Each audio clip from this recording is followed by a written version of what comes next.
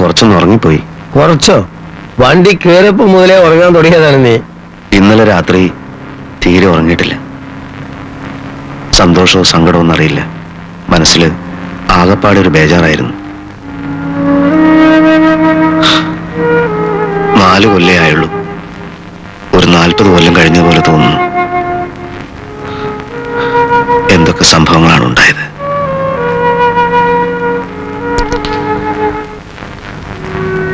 കേശവൻകുട്ടി, കേശവൻകുട്ടി, ചേടാ ഇവൻ ഇത് എവിടെ പോയി കിടക്കുന്നു? ആ എടാ കേശവൻകുട്ടി, കേശവൻകുട്ടി, മറിയാമ്മ ചേർത്തി വന്ന് നിൽക്കുന്നു. എവിടെ? മോളില്.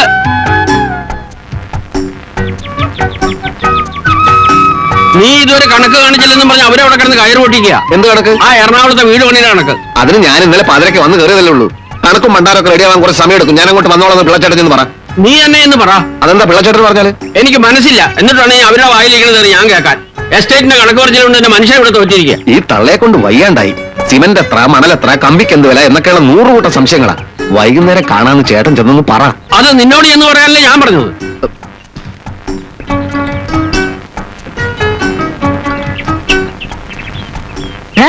നിന്നെ വിളിക്കാൻ ഡയറക്ടറെ പറഞ്ഞയച്ചിട്ട് നേരം എത്രയായി? നീ എന്നെ ഒളിച്ചു നടക്കാണോ? ഒളിച്ചു നടക്കാൻ ഞാൻ എന്താ കള്ളനാണോ? വീട് പണിയുടെ കണക്കാദ്യം കാണിക്ക, എന്നിട്ട് തീരുമാനിക്കാൻ നീ കള്ളനാണോ സത്യവാനാണോ എന്ന്. അമ്മച്ചിക്ക് എന്നെ വിശ്വാസമില്ല. ഇതെല്ലാം വേറെ ആരെങ്കിലും എനിക്ക് ഒരുത്തരെയും വിശ്വാസമല്ലല്ലോ. അതാ കുഴപ്പം. നീ വണ്ടിയിലോട്ട് കയറ്. 1 മാസത്തെ കണക്ക് വള്ളി ഉള്ളി തെറ്റാതെ എന്നെ ബോധ്യപ്പെടുത്തണം. കണക്കുകളൊക്കെ പല കടലാസുകളിലായിട്ട് കിടക്കാണ്. അതൊന്നും അമ്മച്ചിക്ക് ഇപ്പൊ കണ്ടാ മനസ്സിലാവില്ല. ഓഹോ, അപ്പൊ എനിക്ക് മനസ്സിലാകാത്ത തരത്തിലാ നിന്റെ കണക്കെഴുത്തല്ലയോ? വണ്ടിയിലോട്ട് കയറടാ. അമ്മച്ചി 1 മാസമായിട്ട് ഞാൻ ഇല്ലാത്തതുകൊണ്ട് എസ്റ്റേറ്റ് കാര്യങ്ങൾ ഇവിടെ കുഴഞ്ഞു മറിഞ്ഞു കിടക്കുക. അത് ഇത്തിരി കഴിഞ്ഞാലും കുഴപ്പമില്ല, ഞാൻ സഹിച്ചു. നിന്നോട് വണ്ടിയെ കയറാനാ പറഞ്ഞത്. ആ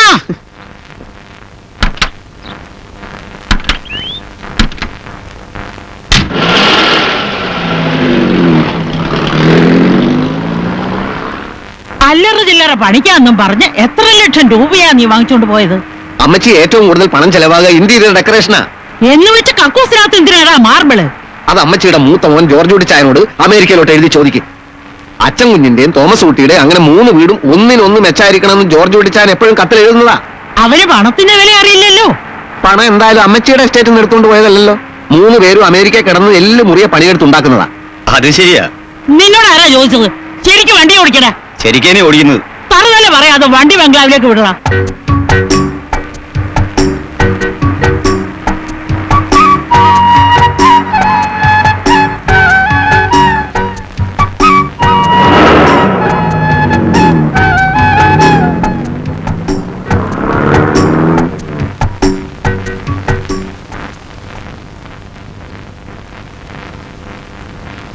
കണക്കെട്.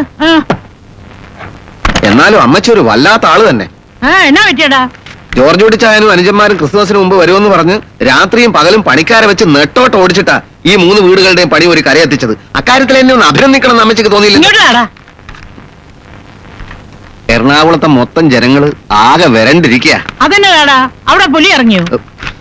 അമ്മച്ചി, ഒരേ കോമ്പൗണ്ടില് 3 വീടുകള്, സ്വിമ്മിംഗ് പൂൾ, എങ്ങനെ ആളുകൾ വരളാതിരിക്കും? ഇതെന്നതാടാ അമ്പർല? അമ്പർല എന്ന് വെച്ചാ കോട. അർത്ഥമല്ല ചോദിച്ചത്. വീട് പണിയുന്ന അടുത്ത് എന്തിനാടാ കോട? അത് പണിക്കാർക്ക് കൊട ചൂടി പണിയാൻ. അമ്മച്ചി സ്വിമ്മിംഗ് പൂളിന്റെ സൈഡിൽ 3 കൊട പോലത്തെ സാധനം വാർക്കുന്ന കാര്യം ഞാൻ പറഞ്ഞിരുന്നില്ലേ? പിന്നെ അതിന്റെ പെയിന്റ് വാങ്ങിച്ചതും പിന്നെ ബാത്റൂമിലെ ഫിറ്റിംഗ്സ് ഒക്കെ ആയിട്ട് 15,000 രൂപയോളം ഇപ്പൊ കടാണ്. അത് ഉടനെ എത്തിക്കണം. ഇനി ഒരു ചില്ലി കാശ് എന്റെ കയ്യിൽ നിന്ന് കിട്ടുകയില്ല. എന്ന് പറഞ്ഞാൽ എങ്ങനെയാ?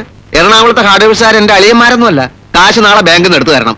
ഇനി കാശും പൊത്തനും ഒക്കെ ജോർജ് കുട്ടി വന്നിട്ട് നീ ഈ കണക്കൊന്ന് മേടിച്ചതാ.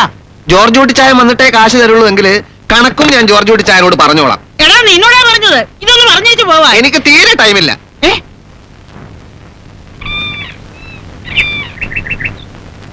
ഇതൊന്നും എഴുതണമെന്ന് വിചാരിച്ചല്ല. കുറച്ച് വെള്ളം ചൂടാക്ക്. ആരുടെ കത്ത്? ഓമന ചേച്ചിരിയാ. കുഞ്ഞിന്റെ 28 നമ്മൾ ആരും ചെല്ലാത്തോണ്ട് ഇനി അവൾ ഇങ്ങോട്ട് വരില്ലത്രേ. അല്ല, അവൾക്ക് വിഷമം ഉണ്ടാവുമല്ലോ. കുഞ്ഞിന് അരപ്പവന്റെ മാലകളും കൊടുക്കാതെ ആരും അങ്ങോട്ട് പോണ്ടെന്ന് അമ്മ എന്നല്ലേ പറഞ്ഞത്? അതെ, അത് തന്നെ ഞാനും പറഞ്ഞത്.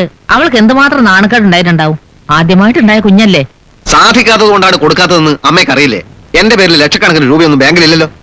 ശശിയേട്ടന്റെ അമ്മ എന്തൊക്കെയോ കുത്തുവാക്ക് പറഞ്ഞു കത്തില്. ഈ മാതിരി കത്തുകളൊക്കെ നീ എന്തിനാ അമ്മയ്ക്ക് വിശദമായിട്ട് വായിച്ചു കൊടുക്കുന്നത്? നീ പോയി വെള്ളം ചൂടാക്കി. അമ്മേ, ഈ ക്രിസ്മസിന് മുമ്പ് തന്നെ ജോർജ് കുട്ടിച്ചായം വരും. അരപ്പവനല്ല, 1 പവന്റെ മാല തന്നെ നമുക്ക് ഓമനയുടെ കുഞ്ഞിന് കൊടുക്കാം. വേണം മോനെ, അല്ലെങ്കിൽ വലിയ മോശ. ആ.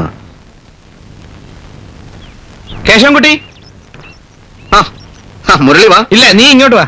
നിന്നോട് കേറി വരാനാ പറഞ്ഞത്. അമ്മേതാ മുരളി വന്നിരിക്കുന്നു. നീ എന്താ മോനെ അവിടെ തന്നെ നിന്നാളിഞ്ഞേ? ഹേയ് ഒന്നുമില്ല. കേശവൻകുട്ടിക്ക് ഒന്ന് ഇങ്ങോട്ട് വരാൻ പറ്റുമോ? എന്താ അമ്മ അവനോട് പറയേണ്ടത്?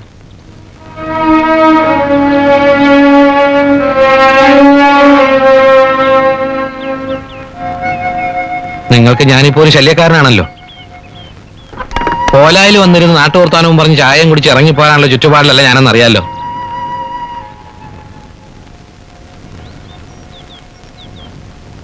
മുരളി, ക്രിസ്തുമസിന് മുമ്പ് അമേരിക്കയിൽ നിന്ന് ജോർജ് കുട്ടിച്ചായൻ എത്തും.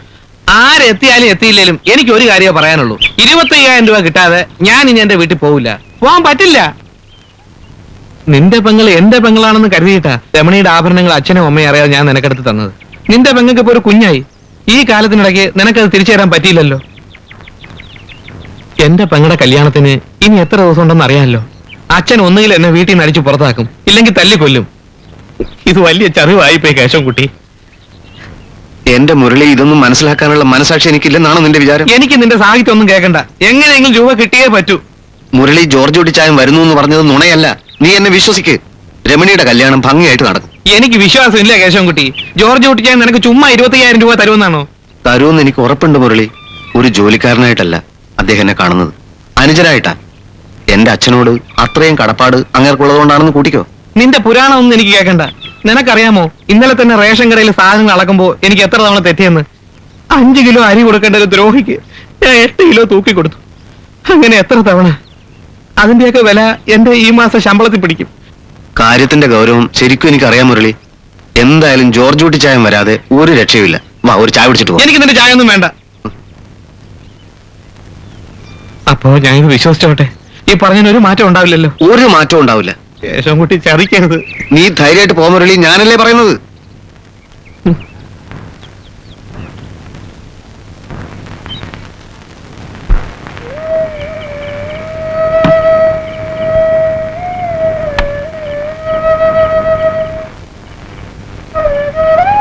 നിനക്ക് വേറെ പാവാടയും താവണിയൊന്നുമില്ലേ? എപ്പോഴും ഇത് തന്നെയാണല്ലോ ഇട്ടുകൊണ്ട് നടക്കുന്നത്.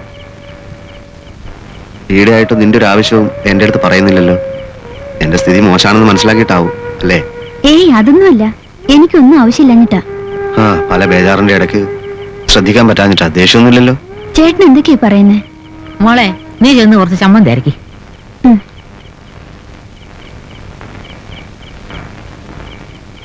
ഈ പെണ്ണിന്റെ കാര്യം നീ വല്ലതും ചിന്തിക്കുന്നുണ്ടോ? സാഹിബിന്റെ എസ്റ്റേറ്റിൽ ജോലിയുള്ള ഒരു ചെറുക്കന്റെ കാര്യം പിള്ളച്ചൻ പറഞ്ഞിരുന്നു. വരട്ടെ അമ്മേ. അവള് പറഞ്ഞ എന്താണെന്ന് അറിയോ? ഏട്ടൻ കെട്ടാതെ എന്റെ കാര്യം ആലോചിക്കേ വേണ്ടെന്ന്. ആഹാ, എന്നാൽ അവളുടെ കെട്ട് അടുത്ത നൂറ്റാണ്ടിലേ നടക്കൂ. അതെന്താടാ അങ്ങനെ? നിനക്ക് കേട്ടാൻ പ്രായമൊന്നും ആയിട്ടില്ലേ?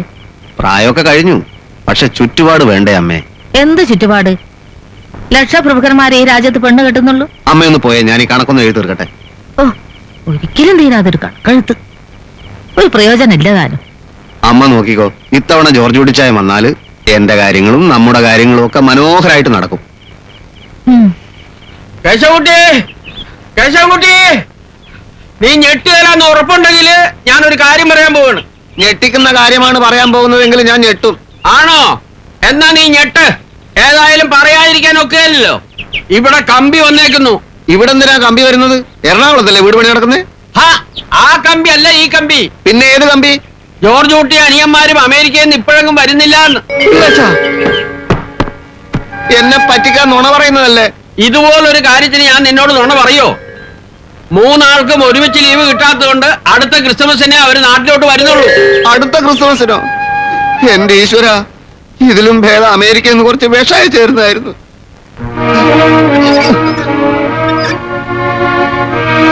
അമ്മച്ചി, അമ്മച്ചി, അമ്മച്ചി! എന്നാത്തിനാടാ വിളിച്ചു പോകുന്നത്? എന്ത് പണിയായി കാണിച്ചത്? അവര് വരുന്നില്ല എന്ന് പറഞ്ഞ് കമ്പി വന്നോ? അതിന് നീ എന്നാത്തിനാ കിടന്ന് ചാടുന്നത്? അപ്പൊ കമ്പി വന്നു എന്നുള്ള സത്യമാണല്ലേ? അവര് വരുവോ വരാതിരിക്കോ ചെയ്യുന്നത് അവരുടെ ഇഷ്ടം. അങ്ങനെ അവരുടെ ഇഷ്ടത്തിന് വരാനും പോകാനാണോ ഞാൻ ഈ കഷ്ടപ്പെട്ടതൊക്കെ? നിന്റെ കഷ്ടപ്പാടും അവരുടെ വരവുമായിട്ട് എന്നതാടാ ബന്ധം? ഇത് ഭയങ്കര ചതിയായിപ്പോയി, ഇന്റർനാഷണൽ ചതിയായിപ്പോയി.